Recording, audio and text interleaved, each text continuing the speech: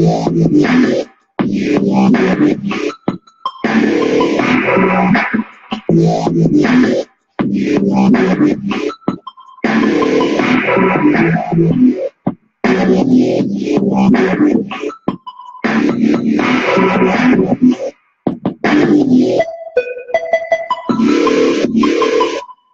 what is up, man?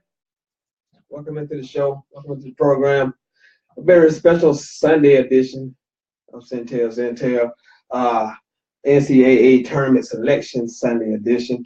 Lots to get into, a mostly heavy tournament, region by region bracket breakdown, mostly of the show today.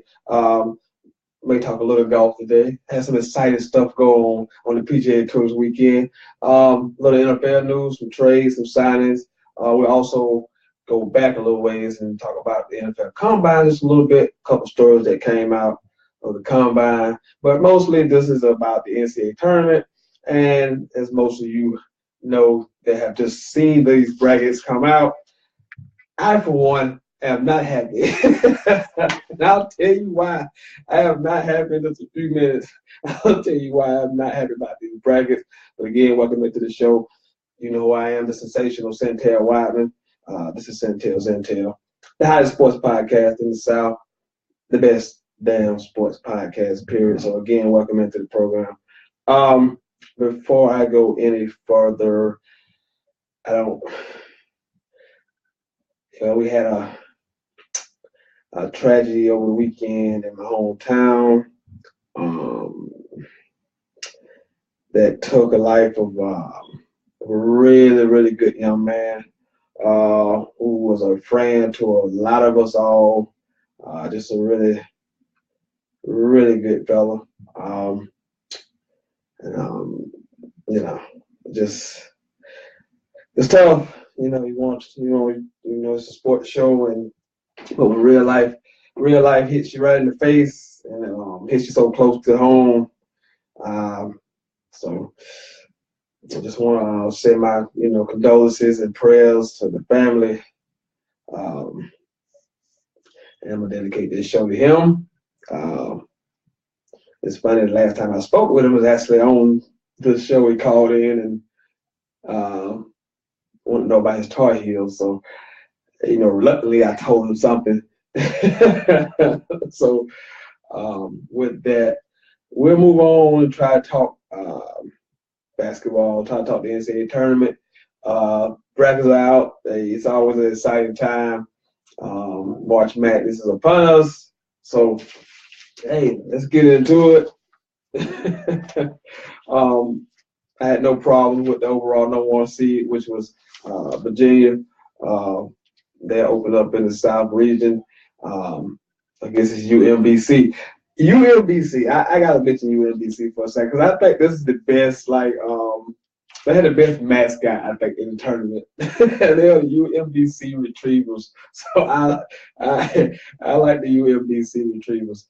I don't know what UMBC stands for, but hey, Retrievers got me. I like that. I like the nickname of them. And then also in that bracket, 8-9 matchup, Creighton takes on number 9 Kansas State out of the Big 12.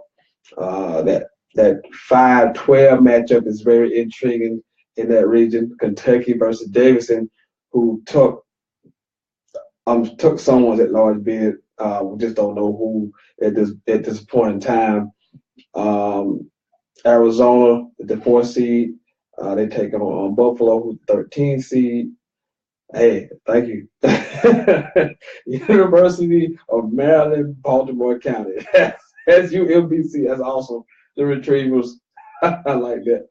That 5-12 matchup I mentioned, Kentucky Davidson. 4 is Arizona. If you haven't seen DeAndre Ayton, you owe it to yourself. This guy is an absolute stud. 7'1", just a true legit big man on both sides of the court. I mean, he can defend. He has post moves. He's polished, and every bit the money that Arizona paid for, he's worth every penny in this. They take on Buffalo. On the other side of that bracket, at the 6th seed is Miami, and then 11th seed is Loyola, Chicago. The 3 seed is Tennessee. Welcome Rick Barnes and his crew has done a tremendous job with Tennessee. At 14 is Wright State. Hold on, let me get some information out here because I don't like this these teams out there. Where they're from. Wright State is out of the Horizon League. They're the Horizon League conference champions. And then there's Nevada at the 7 seed, taking on number 10 Texas. I'll get Texas in just a few minutes. And the 2 seed is Cincinnati, who just finished winning the AAC conference. They were the regular season and conference champions. They'll take on Georgia State, who was the I got it right here.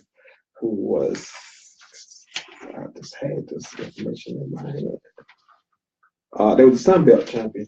So it's that's your South bracket. Nothing really jumps out for us. Well, hold on. I got two. You know what? I stand corrected.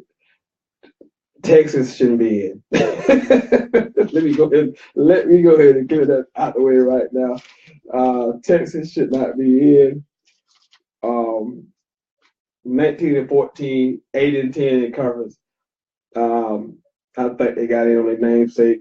Shaka Smart does have a name, Texas brand, but I don't think Texas should be in. And that Creighton and that Davidson and the Kentucky matchup is interesting. Davidson is super hot. Anytime Kentucky's a 5 seed, it's dangerous. It can be very dangerous in that 5 seed. Move to the East. Number 1 seed is Villanova, 2 years removed from the national championship. Jamie Dixon. It's Jamie Dixon. It's TCU. He's in the tournament. I'll get his name in a few minutes. Jay Wright. I love Jay Wright. Jay Wright is back. Take on the 16th seed. The winner of the LIU Brooklyn versus Radford. The 8-9 is probably one of the better games of the first day, which is Thursday. Virginia Tech and Alabama. If you haven't seen Colin Sexton, check him out. 5 versus 12. Bob Huggins, West Virginia, takes on Murray State, the Racers. And number 4 is Wichita State. Grant Marshall, the Shockers. Hey, and they take on Marshall, the number 13 seed Marshall. Let's see, I can find some shit. I got him somewhere. I find some information. Marshall, the Conference USA champion. Thunder and Herd are your 13th seed. That 1 versus 16 matchup, which is the 16 matchup, is either LIU, Brooklyn, and Radford taking on Villanova. LIU was your Northeast Conference champion, and Radford was your. I got it somewhere. Got it somewhere. Was your Big South Conference champion. So there's your 1 versus 16. On the other side of the bracket, the 6th seed Florida Gators. I thought they would be a little lower, considering how they come into this tournament. But they're a 6th seed. They take on the winner of St. Bonaventure and UCLA. I don't think UCLA should have got in, but that's neither here nor there. They're in. Tough matchup for either of those opponents for Florida. Just not having been consistent coming down the stretch. At number 3, Texas Tech Red Raiders. They'll take on the 14th seeded Stephen F. Austin. Got the information. Where they at? Stephen F. Austin is your Southland Conference champion, 28-6. At the 7th seed is Arkansas, back-to-back tournament appearances. They take on number 10 Butler. I haven't heard a lot about Butler this year. It's an 8-large bid, so not a whole lot going on with Butler. And number 2 is Purdue, this is where it gets perplexing to me. And I'll get to my point in a minute. I like Purdue, like what they've done. Been a good team all season long. They are your 2 seed. Cal State Fullerton is the 15th seed, and they are the champions of the Big West Conference. So that's the South and the East. Midwest. The number 1 seed, Kansas Jayhawks, who have seemingly won the Big 12 every year since I've been out of high school. 14 straight. They take on 16 ranked Penn, who was the Ivy League champion. The 8-9 matchup is Seton Hall versus NC State. Great job by Stan Heath. The 5th seed is the Clemson Tigers. Great job by Brad Brownell, especially after the injury to Ty Grantham. Not Ty Grantham. They're the 5th seed. They take them in the 12th seed, New Mexico State. So good job by Clemson. I'm pretty sure none of the fans thought they would be a 5 seed heading into the season, and especially after the Grantham injury. But to get a 5 seed with a chance to advance, good for them. At 4 is the Auburn Tigers. Bruce Pearl. Auburn actually won the SEC regular season title, but lost early in the SEC tournament. They take on the 13th seeded College of Charleston, who are the champions of the Colonial Conference regular season and the conference champions. So clean sweep for College of Charleston. And the 6-11 matchup is TCU versus Arizona State or Syracuse. Don't think Syracuse should have got in. But they are. I don't think Arizona State should have got in as well. But both teams are at 3. This one just blows. This one just blows my mind. Blows my mind. How is Michigan State a 3 seed? How is Michigan State a 3 seed? Somebody please answer that question for me, because I'm gonna die more in 2 to 3 minutes. How is Michigan State a 3 seed? I just don't. I can't understand how Michigan State 29-4, 16-2, 29-4. In the Big Ten regular season champions, but they are 3 seed. And Purdue, who didn't win the regular season or the tournament, is the 2 seed. I need answers, people. I don't understand how that works. Number 7 is Rhode Island. They got over to the conference championship final. They were beaten by Davidson. So, like I said, Davidson stole a bid. And the 10 seed, I need more answers. Oklahoma has 0 business being in this tournament. 0. And the only reason they're in this tournament, and we all know why, that's because Trae Young. They are 18-13. This is an 18-13 team. 8-10 in conference, and they're in the tournament. Let me say that again. 18-13 and 8-10 in conference. They're in the tournament. I mentioned Syracuse, 20-13, 8-10 in the ACC. Didn't think they belong. Texas, 19-14, 8-10 in the conference. Didn't think they belong. The team that I thought should have got in, Louisville should have got in. 20-13, 9-9 in conference, but they're not in. Syracuse is in. USC, 12-6 in conference, 23-11, they're not in. UCLA, 11-7 in conference, 21-11 overall, but they're in. Total discrepancies all over the place, inconsistencies everywhere with that. Neither one of these teams gonna win it all, but so I mean it's irrelevant. But I mean, how can you put UCLA in and not USC in? How can you put Syracuse in and not Louisville in? And how can you put either Texas or Oklahoma in? Neither one of those teams is going to be in. Oklahoma's in because of Trae Young. Period. Point blank. 18-13. 18-13 and 8-10 in your conference. Wow. Wow. And Michigan State hit. I started this because Michigan State is this 3 seed, which is absolutely ridiculous. And then bottom of the bracket is Duke. They're the 2 seed. They'll take on the 15th seeded Iona. Forgot information right. Iona is from the MAAC. I'm pretty sure I know what that is, but I'm not gonna try. 2013, the conference champions Iona. That is the Midwest bracket, which is insane because there's a potential Duke versus Michigan State Sweet 16 matchup. Both these teams have consistently been ranked in the top 5, top 10 all season long in a potential Sweet 16 matchup. It makes no sense. We can move to the West now. Xavier is the number 1 seed. I wouldn't have had Xavier as a 1 seed. They'll take on the winner of NC Central. NC Central. I got information on NC Central. All right. Yeah, I do. They from the MEAC, the MEAC, 19 and 15 conference champion. Uh, and Texas Southern is from the SWAC, a 15 and 19 conference champion. So that's who Xavier will take on uh, in their first round matchup. The 8-9 matchup is intriguing. Missouri got in. Didn't think it was kind of dicey. Didn't think they probably shouldn't have got in. But again, this is Michael Porter. So Michael Porter Jr. coming back from Missouri. So I think they got some favoritism. At 9 is FSU. Leonard Hamilton gets into the tournament again. At 5 is Ohio State. And they'll take on South Dakota State. And if you know anything about South Dakota State, they are known to pull off upsets.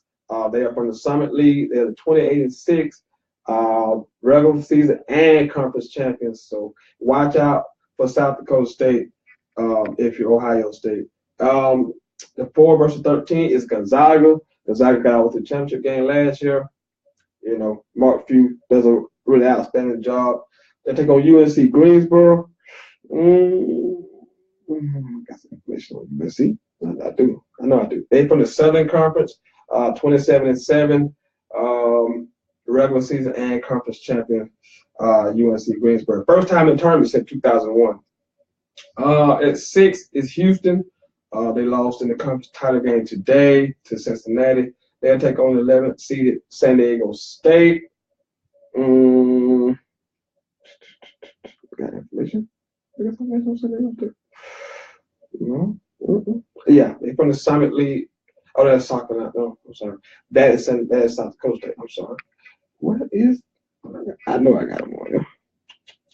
Maybe I don't. But moving on.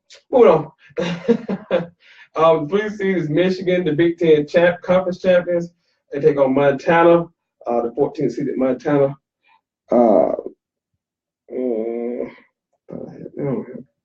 Don't see it right off here. Don't see it.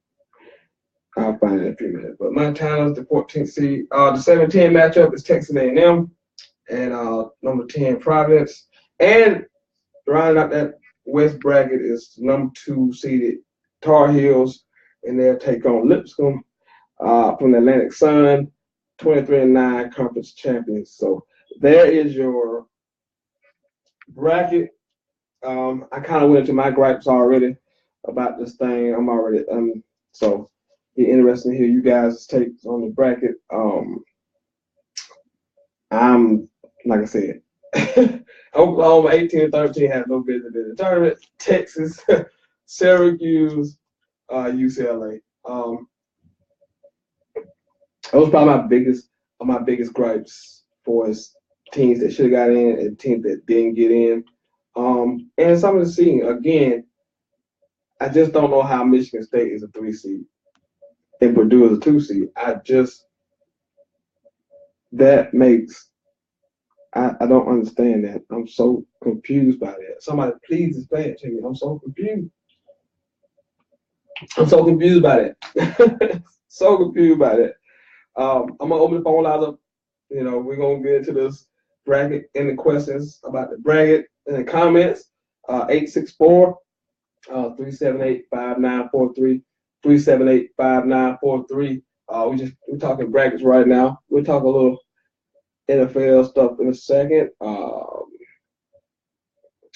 Also some PGA news. Hey, and we're talking a little combine a little bit. But right now we're talking NCAA tournament. You want to call in gripes, seeding, who should have got in, who's not in, what games you're looking forward to the most, which bracket is the most difficult, which seems the easiest path, all of that, and then some. 864-378-5943, 378-5943. Hey, I don't want to be the dead horse. I don't want to be that guy to keep beating this dead asshole. I don't want to keep beating this horse. But how is Oklahoma in? Somebody call me and tell me why. How? I know why Oklahoma's in. I still can't figure out how the committee, in their right mind, put an 18 and 13 team in the tournament, 8 and 8-10 in conference. How did you put that team in the tournament? I just don't understand it. I just don't get it. Syracuse should be in over Louisville. No way, no how. Just can't see it. I just don't understand it. But if you're looking at those 5-12 matchups, South Dakota State looks the most dangerous against Ohio State. Davis and Kentucky is a very intriguing matchup. West Virginia, Murray State, and the committee does a great job of scheduling these 5-12 games. You can almost guarantee someone will lose this 5-12 matchup. Also, Clemson is a 5 against New Mexico State. So those 5-12 matchups are always very intriguing. But just looking at the overall bracket, the Midwest, I mean, Kansas, Duke, Kansas, Duke, and Michigan State. Just on paper right there, that looks like the toughest bracket. Just looking right at it based on those top 3 teams. I look at the West. I see a Xavier. I see a weak number 1 in a Xavier. I don't think Xavier should have been number 1. Should have been a 1 seed. Personally, I'd have had Michigan. Personally, I'd have had Michigan State as a 1 seed. How they get all the way to 3 is unbeknownst to me. But when I look at that, I look at Xavier's a week 1. North Carolina's a pretty good 2. Michigan, not sure. They came on late, but I like John Beeline's a really good coach. But that Midwest bracket, it's not playing.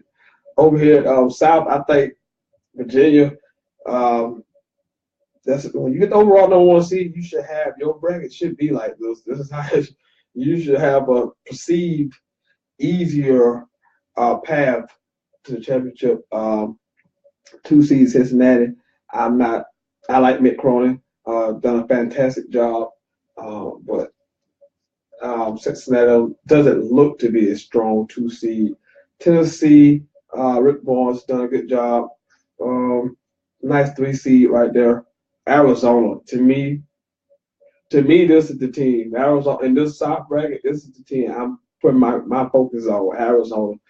Again, if you haven't seen DeAndre Ayton, this kid is a baller. So that's what I'm turning my attention to in this bracket. Arizona at a 4 seed, but a potential weekend matchup with Arizona and Kentucky. That could be absolutely sensational for a trip to the Sweet 16. So that where my eyes would turn. No disrespect to Virginia. Really good basketball team. Get a lot of contributions from everybody. 3 players in double figures.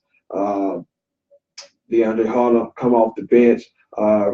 Gives them a really good bench score. So definitely deserving. No question about that. Been the best team from the beginning to the end of the season. So have no issue with Virginia being number 1 overall seed.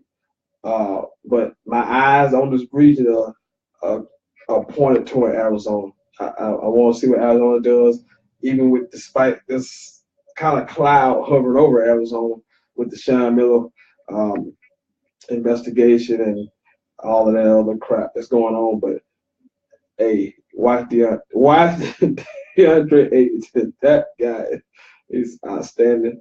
So I look at this East region. Again, this East region is probably a little bit more easier than the South region. I mean, I'm looking at the 2 Purdue. I like Purdue again. I like Purdue, but that's a week 2 to me. Texas Tech. That's a week 3. 4 is Wichita State. I mean, we know how good Brett Marshall team can be, but this is not one of his better teams, and they have a 4 seed. They were a 10 last year, if I'm mistaken, but they have 4 seed this year. So if you look at this East bracket, now I don't see a whole lot of potential potential downfall for Villanova if it plays out all the way through. But that's not going to happen because Otherwise, it wouldn't be March Madness. I already kind of discussed the Midwest bracket a little bit, but I'll recap again. Kansas, Duke, Michigan State, Auburn, who was your regular season SEC champions. That is Michigan State, who's your Big Ten, Big Ten regular season champion. Kansas, who's your regular season and Big 12 champions. Duke in the second in the ACC behind the best team in the country. That is a hell of a that is a bracket. Should be some interesting matchups potentially out of that bracket. That potential Duke, Michigan State, Sweet 16 matchup. I mean, that looks really. No, but I like Alabama though. Alabama played their way. They actually Colin Sexton. People won't see him too, but Alabama actually played their way in. They were 19-13, and they made a deep run, and they made a decent run into the SEC tournament.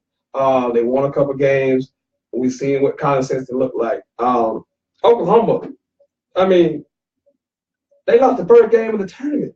At 18-13, they lost their first game of the tournament. They lost like 9 in the last 12. I just can't. I can't with that. I can't with that. I think Alabama more deserving than Oklahoma. If that's the case we make it, they more deserving than Oklahoma or Texas. But in my eyes,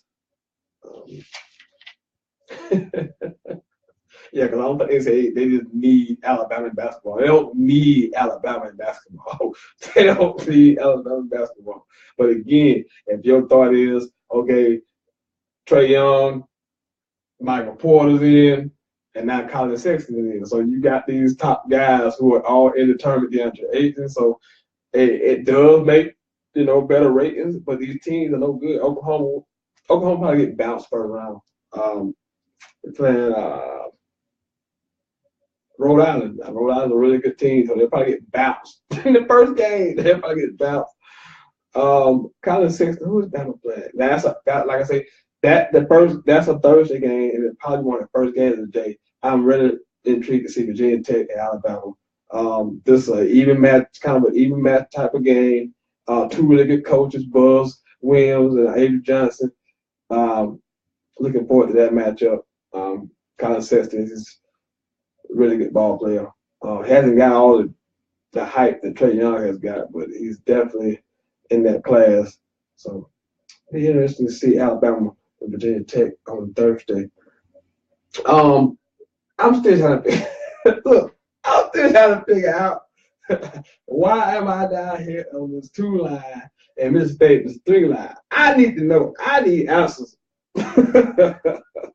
Let me give you some of these conferences that you might not know. Some of these guys and players. I got a couple of guys you might want to keep your eye on. UMBC. We talked about the retrievers earlier. They have a guy named Jarius Lyles. He's a 6'2" guard.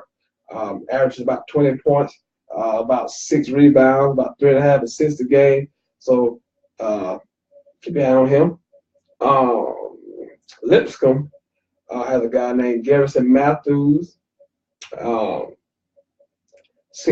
guard, adds about 22 points a game, 5 rebounds. So like a really good player. And Montana got a player, Shamad Rorik, 17 points a game. Keep an eye on him. College of Charleston has 2 really good backcourt players, Grant Riller and Joe Chaley, both average over 18 points a game. Keep an eye on those 2. And Murray State has a really good player, and Jonathan Stark, over 21 points a game. So keep an eye on those guys when you're watching these lesser-known programs, because you never know. It's March. You never know. You never know what happens. But I still need answers. I need to know what is going on. I need to know. I'm trying to figure out why I'm in this. I don't like it. I am not at all amused. I'm not happy about this. No, I am not at all amused or happy about this at all. No. not. Lines are open, so if you want to call in, talking NCAA brackets, 864-378-5943, 864-378-5943. Again, lines are open to talk about the NCAA tournament. Comment right there.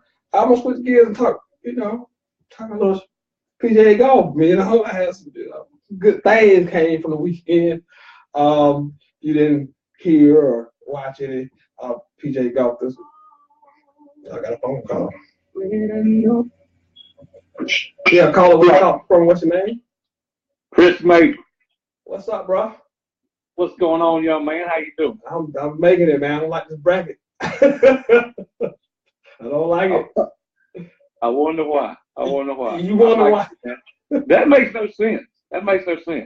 You got I can see. I mean, I know North Carolina made a good run at the end, but I could almost see Michigan State being a 2 instead of North Carolina. I mean, I could definitely see them, like you said about Purdue. They could be a 2 over Purdue. Cincinnati's kind of legit. They made it to the end and won the conference, but I know that scares you. And I'm looking. If you look across the board at 1 through 64. And you can look at the 1 seed and the 2 seed in each region, and then you throw that number 3 seed in there. Yeah. 2 and 3, Duke and Michigan State's the best matchup possible on any game. any region. I mean, Virginia. If you go chalk, Virginia, Arizona, that ain't really that interesting. I think Arizona could beat them. I do too. That ain't really that intriguing of a game. You got Tennessee and Cincinnati down there. That's boring. North Carolina, Michigan, that's traditional. Yeah, we got some history in that matchup, but that's boring. Xavier, Gonzaga's not that good this year. Xavier, I don't know if they deserve the number 1 seed, but who else you put in there? I'm like you. Michigan State could have got that one. I don't know. Hey, they setting your boys up, man. I think y'all can handle them if y'all shooting and defense is playing good, but they set your boys up. How did Michigan State go? Maybe they inked it in wrong. Maybe they meant to put Texas Tech over there. So I don't know. But that's gonna be a heck of a game. How did 29-4 and 16-2 in the regular season champions, and they have 3 seeds? I don't see it. How is that even?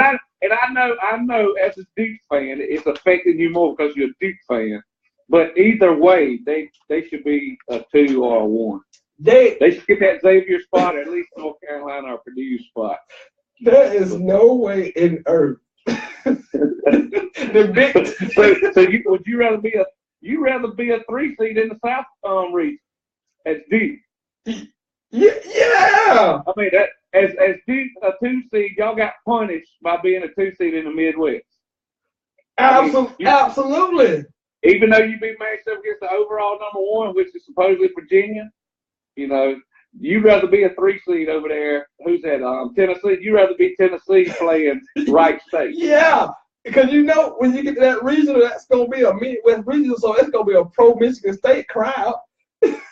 Hey, wait till the Vegas numbers come out. Let's see who the highest odds are on either Cincinnati at that 2 seed over there or Michigan State. I guarantee Michigan State's more favorite. You already know. You smart. You see this. You see what I'm seeing. I'm like, how did this work? Like, how did this happen? They trying to sell tickets. Absolutely. You haven't even thought about teams that should have got in, or you feel like it should not be in. I'm on the same page with you at Oklahoma. I think we probably talked about it at Oklahoma. That they got in because of Trae Young. That's point blank. I don't see them getting in. But and I also say this. I think Notre Dame should have got in. I would too. They got a preseason, number one team, first team All-American in Bonds and Colson. Absolutely. He goes out. I think they lost a couple of decent games with him, but when he goes out, obviously the team's affected because he's such a good shooter. He's a team leader. Absolutely. And I've heard a lot of analysts saying, well, you can't predict that they would have won this and that. Their record would have been this. Yes, I believe I could. When you got an All-American out, I mean, If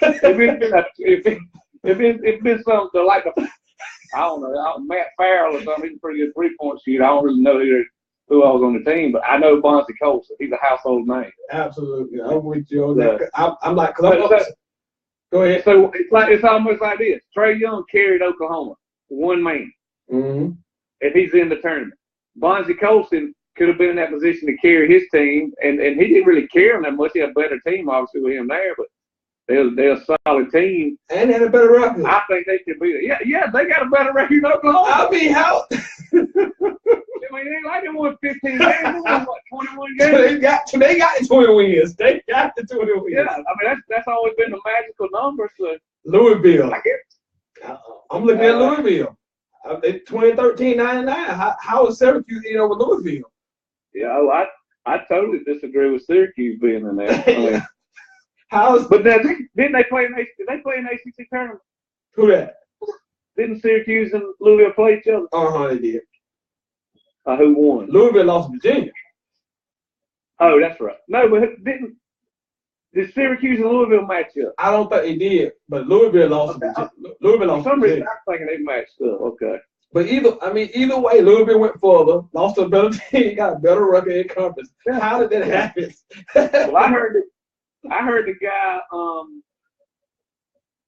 I heard the guy on the what's his name? The darn tournament committee guy. I heard him say that Syracuse was the last team in. I mean, I don't know if that helps ease the pain for these teams that got snubbed. I don't. But at least they was the last team. But I mean, they should be in there. USC should have got it over UCLA. I don't know how that worked. I don't know how that went. Yeah, that's true. I don't understand now. And you can make a case that neither one of them teams deserve to be in, but I think they chose the wrong one. Mm-hmm. Like UCLA. But you know why they told you. You know why they chose UCLA though. What's that? That's the name. You know why they chose UCLA. Oh yeah. That's right. That's right. Name say because they got USC got a better conference record, a better overall record. So what are we talking about? Yeah. What are we talking about? Anything else? It's pretty interesting. It's gonna be pretty interesting. There's some good first round matchup where they call it first four. I don't know why they call that the first round. I don't even. You know what? That gets on my daggone nerves. I'm old school. The first round is when the big boys start. Exactly. It's playing game. I don't care about no bird round. Yeah. Yeah. Anything else? Because I don't want it to be if Syracuse wins against Arizona State, I don't want them to go down as winning the NCAA tournament. Absolutely not. They want a play-in game. If they win that game with TCU, yeah, they've won a game, but they don't deserve to be in. So I don't want to be credited in their historical records. I ain't gonna talk a whole lot, but I just think, like I said, we covered some of the stuff that you had kind of talked about, and I agree with you. I think Kansas probably overall might be one of the hottest teams. I've watched them a lot this year. They can be great, and they can be bad. They can give up leads, they can come back. But I think right now they're probably playing the best. Kentucky's scary. Yeah, they went through I think they won like their last 8 games. They got hot. I would say they're pretty season strong, and obviously winning the SEC tournament. And Tennessee's not a bad team. So Kentucky might be scary. And like you said before, I like Arizona. So I really think either one of them teams could beat Virginia. Watch Arizona. Arizona. That's who I'm looking at. That South region. I'm looking at Arizona because I know people gonna hate me because I've just never been a Virginia guy. Like I'm not a big Virginia guy. I like Bennett. I like Bennett. I love defense and what they do, but I just don't think that style offensively trying to beat somebody 60 to 55 is gonna win a tournament game. Right. I just can't see it. I mean, they defend better. It's unbelievable. The way they defend. It's unbelievable the way they defend. Never seen anything like it. It's like they have headsets. Earpieces. They talk to each other very well. Communication is a key. Yeah, but they do good. But yeah, they could be beat by Kentucky. The way Kentucky's playing right now, like early in the season, I said, no, Kentucky can't do nothing. But the way they're playing in Arizona's definitely good. They got some size, and they can bang the boards. And But see, that's the problem right there. Kentucky and Arizona will have to play each other, so they would only have to play one of them. So that's an interesting match, like the Michigan State Duke matchup for the Sweet 16. That Kentucky Arizona would be a nice matchup in the Sweet 16 as well. And I think obviously Duke, y'all might have that roadblock on Michigan State. Hey, do you want Oklahoma to win the first round so you can get a hold to them, or do you want them to go and get beat out the first round? I want Oklahoma to lose because we're the type of team who can't defend nobody. We let Trey Young go off about 50 against us. Yeah, that's true. But I think Purdue has about the easiest route, as a 2 seed. I'm talking about them. They in the East. They in Villanova. I mean Villanova. I think okay, I see. Arkansas. Yeah, Arkansas. Arkansas weak Buffalo team. Buffalo team. I mean, Texas Tech. Like I said, I'm not sold on Texas Tech. I mean, I know they had a good season this year, but I'm not buying none of that. Florida's been bad all season. You're right. That's Purdue easily can get to the regional final. I mean, very doable. I think Virginia Tech, Bama, that's a good game. That'll be a good first game. Good first game. Get Villanova and West Virginia, if that works out, that'll be a good game. It's some good matchups. And I will make this point, and I hate to say this because I sound like I'm against Clemson, which I don't like Clemson. I'm not saying this because I'm anti-Clemson. Okay. I think Auburn can make some noise. I think they got some respect as a 4 seed. They won the conference, the regular season. I think the bracket actually sets up good for Clemson because I think the Clemson-Auburn matchup, I would actually pick Clemson because that would be a guard-oriented game. Neither team really have any big to speak of. I think the toughness of Clemson against an Auburn team, they're more finesse. I think Clemson can get to the Sweet 16. Clemson's good, man. I've been shrugging my shoulders and saying that most of the season. They got a good team. They tough, man. They tough. They play hard. I think they can. Brownell, I think he's finally.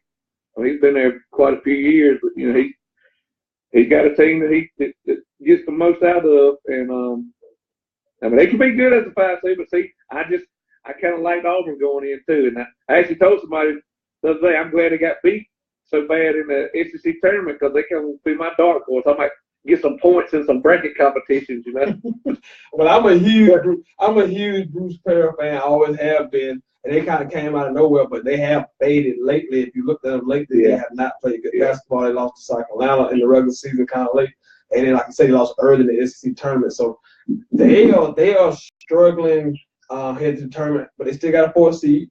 But that Clemson-Auburn matchup could be really, really good for a Sweet 16 matchup. Yeah, there's gonna be some good matchups coming in on the Super. Like I said, I'm about to get off here. I want to hold you.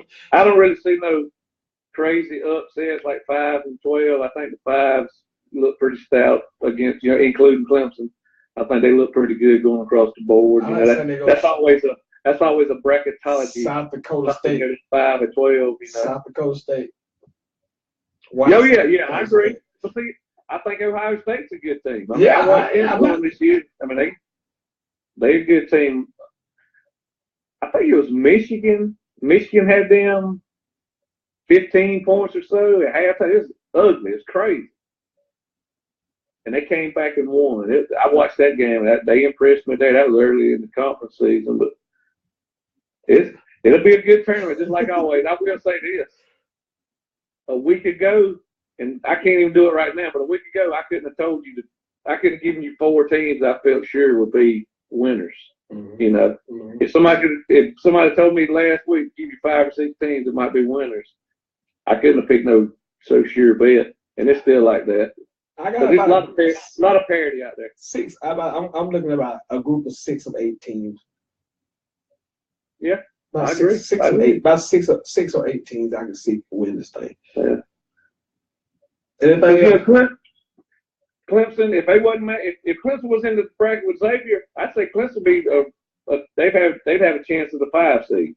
Auburn have a chance of the 4 seed, and they still do. Obviously, got to play the game.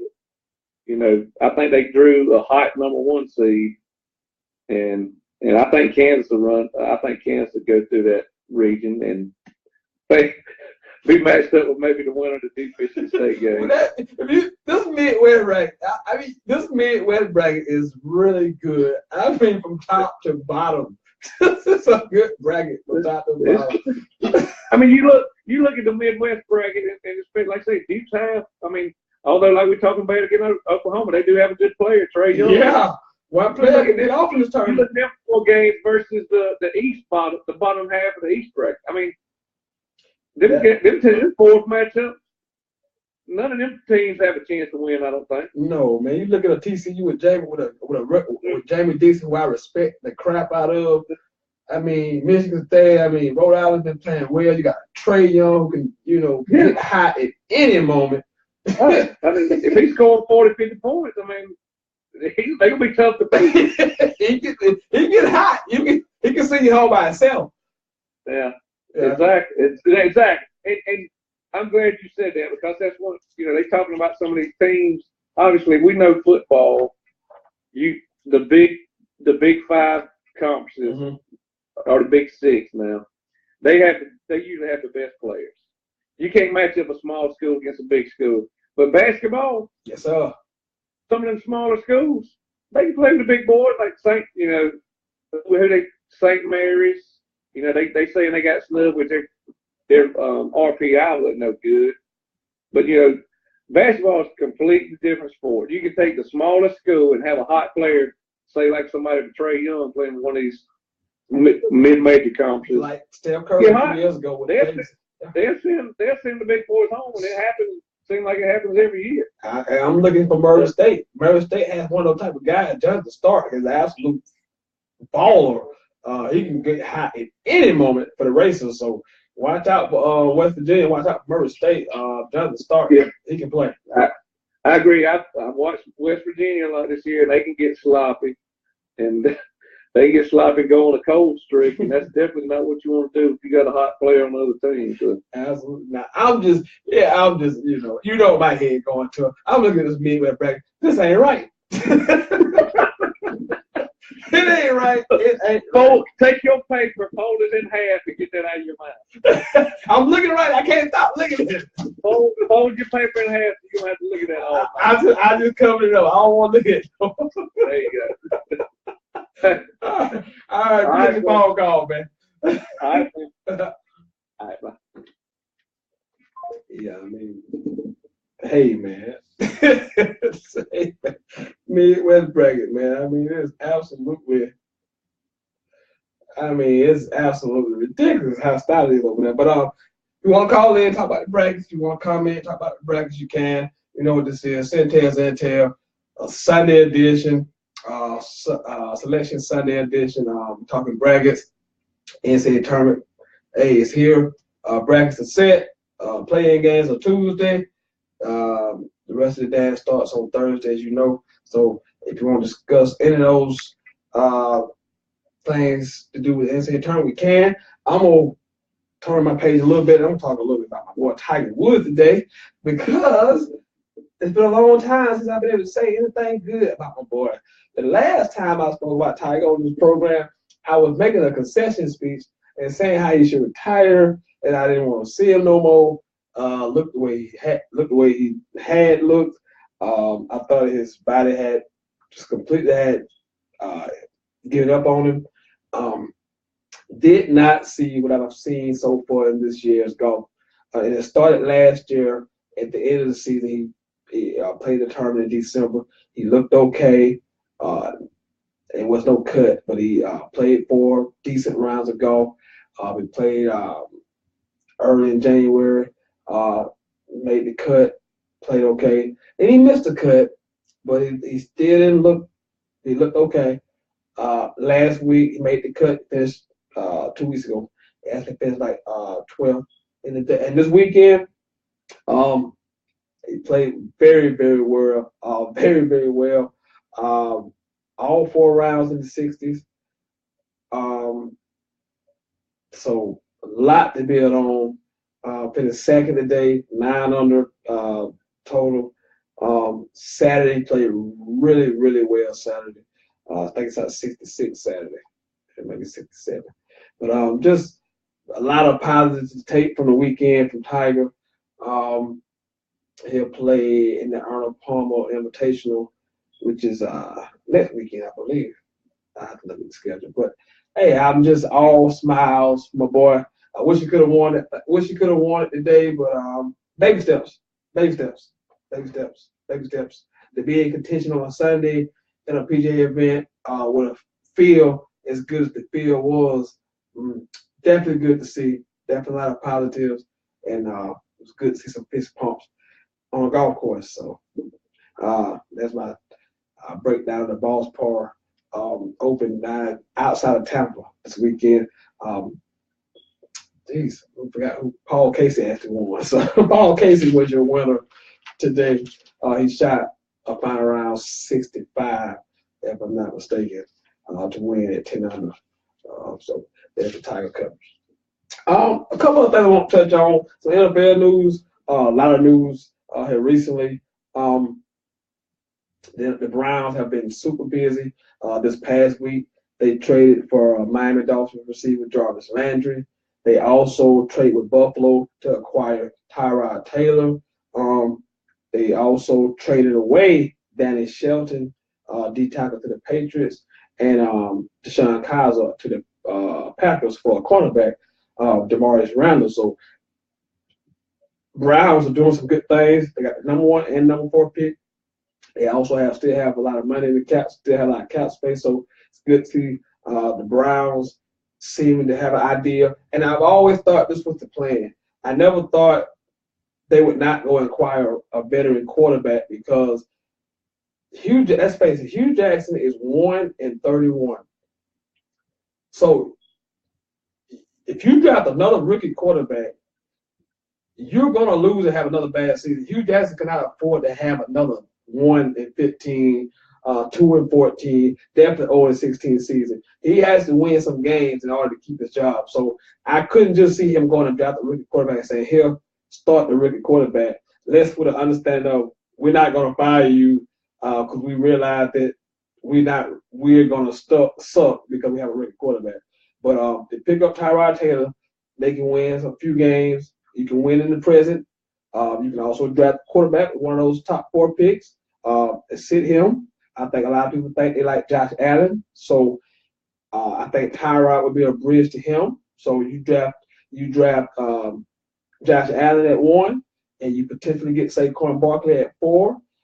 You put Jarvis Landry with Josh Gordon, Corey Coleman, the tight end Noku from Miami. All of a sudden, Cleveland has some weapons and has something to look forward to. So kudos to Cleveland.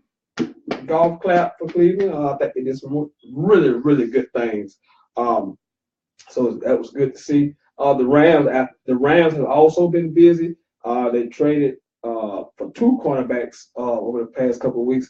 They traded with Denver to get Talib. They also trade with Kansas City to get Marcus Peters. So what a 1-2 punch that is. They will lose Jermaine Johnson, who would be one of the most sought-after free agents to hit the market when the free agency starts on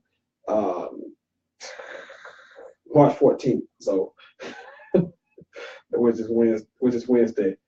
So the Rams were busy. Also, Richard Sherman was cut a couple of days ago by the Seahawks and was signed yesterday by the San Francisco 49ers. Let that sink in for a minute. I still hadn't got my head wrapped around seeing Richard Sherman in a 49ers jersey after all the years of battle with that guy. So it would be weird to see him in a 49ers jersey, but he's going home, went to school at Stanford, so out in the Bay Area. So welcome Richard Sherman. The Panthers pick up Torrey Smith in the trade with the Eagles. Doesn't make a lot of sense to me to trade one of the best young corner in the world. Didn't get that trade at all. But those are a few things.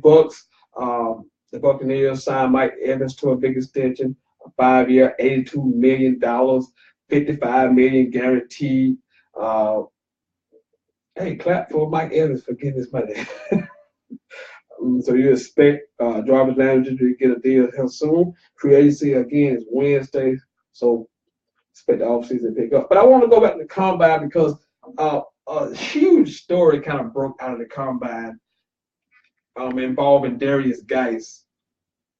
As you all know, recently that these interviewers at these combines seem to ask the most inappropriate questions they can absolutely find, and some of it is absolutely over the top and flat out ridiculous and has no place in any workplace to be asked to anyone, but they feel they can ask whatever the hell they want because they're the NFL.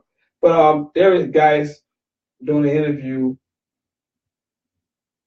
said that he was asked by GM of a particular team. First, he was asked, did he like men? And that was bad enough. Then he was asked, was his mother a prostitute? Now, now, and I'm not even lying. This actually happened. I'm not even lying. I'm not even making this up. This actually happened. Someone asked him, did his mother sell herself? Now, where do we draw the line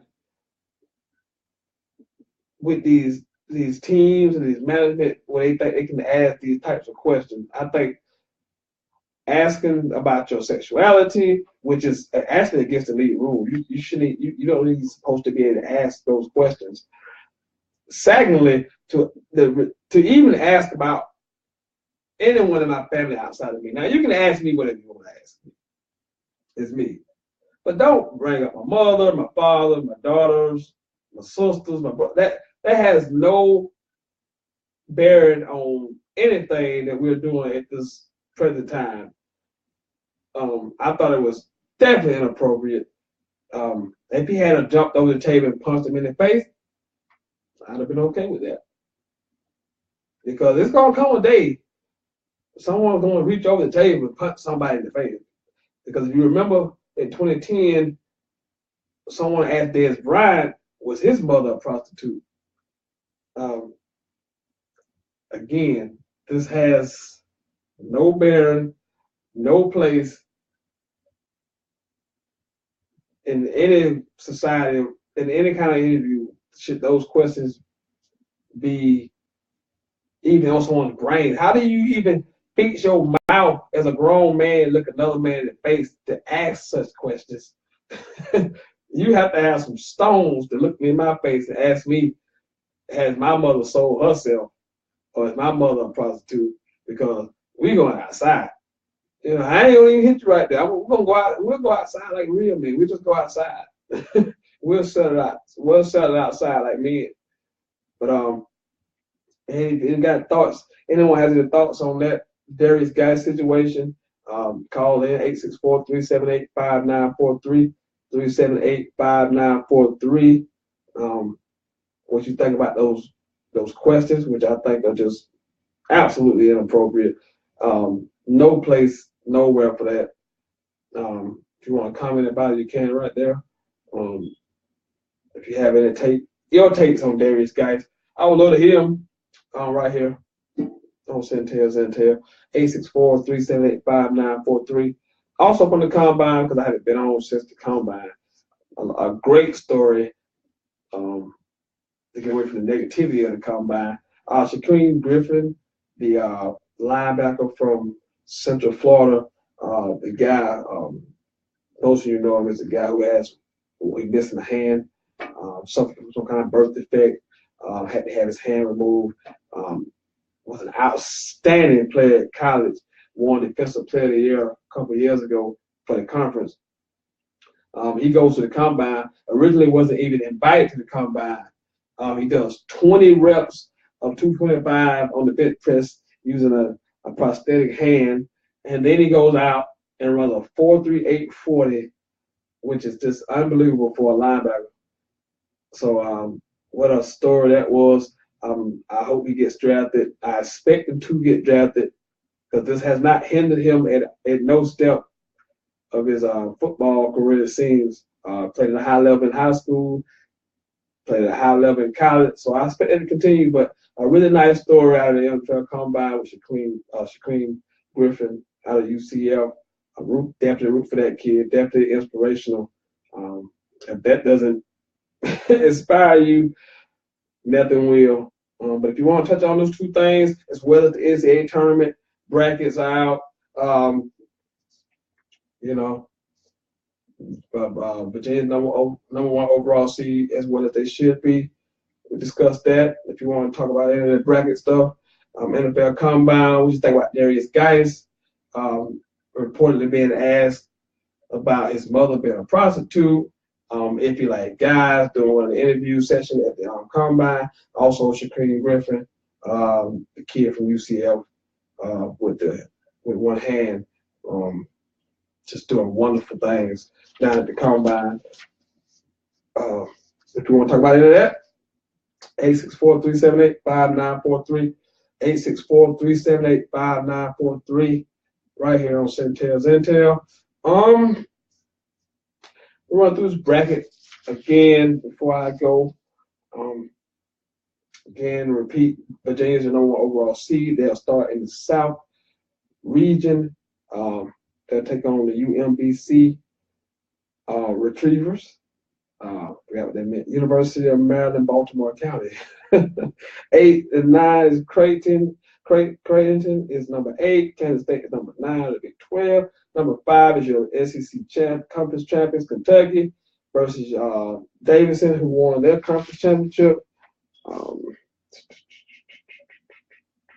The Atlantic 10 conference champions, Davidson.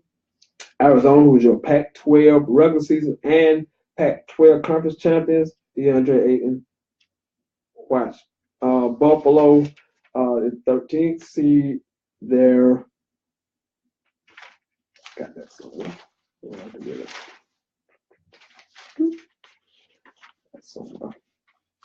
They're your MAC conference champions. They won the regular season and the conference championship. Miami is your 6th seed from ACC. Loyola Chicago is the 11th seed. I mentioned that earlier. They're from the Missouri Valley. They won the regular season and conference championship. Tennessee from the SEC. Wright State. Horizon League conference champion. Nevada versus Texas 7-10 matchup. Two at-large teams. Cincinnati, who won the AAC regular season and conference championship, the 2 seed versus Georgia State, they won the Sun Belt Conference. The East, you have Villanova. They're the 1 seed. The 2 seed is Purdue. The 3 seed is Tennessee. The 4th seed is Wichita State. Midwest, which is absolutely stacked, which is absolutely loaded, stacked, loaded, whatever you want to call it. It's loaded. Number 1 is Kansas. Number 2 is Duke. Number 3 is Michigan State. Number 4 is Auburn. Also for your local, Clemson is also in this bracket. They are the 5 seed. And in the West, Xavier is your 1. UNC is your 2. Michigan is your 3. And Gonzaga is your 4. So those are your top 4 seeds in each bracket. Hey, again, March Madness is here. Should be a great tournament. I will not return again until not tomorrow night, but next Monday. And we'll recap all the week's tournament actions from Thursday until Sunday. And we'll recap it all on next Monday. Can't wait. It should be fun. By that time, we'll know all the Sweet 16 matchups. We'll know who the Cinderellas are by then, who got upset, who looked good, who looked bad. From the yin to the yang, we'll know all of that come next Monday night when we right back here on Sentell. And we'll break it all down. We'll discuss it all. Hey, been a good show, man. Been a good show. Wish a little more participation, but hey, we made it through an hour. We got through it together. And once again, like I said, I will see you guys not tomorrow night, But next Monday night, the 19th, and we'll discuss all the tournament action, everything that went down, break it down right here on Sentell, the best damn sports podcast, period. I will see you next Monday. Enjoy your week. Hopefully it's a good one, and I will see you then. I am out.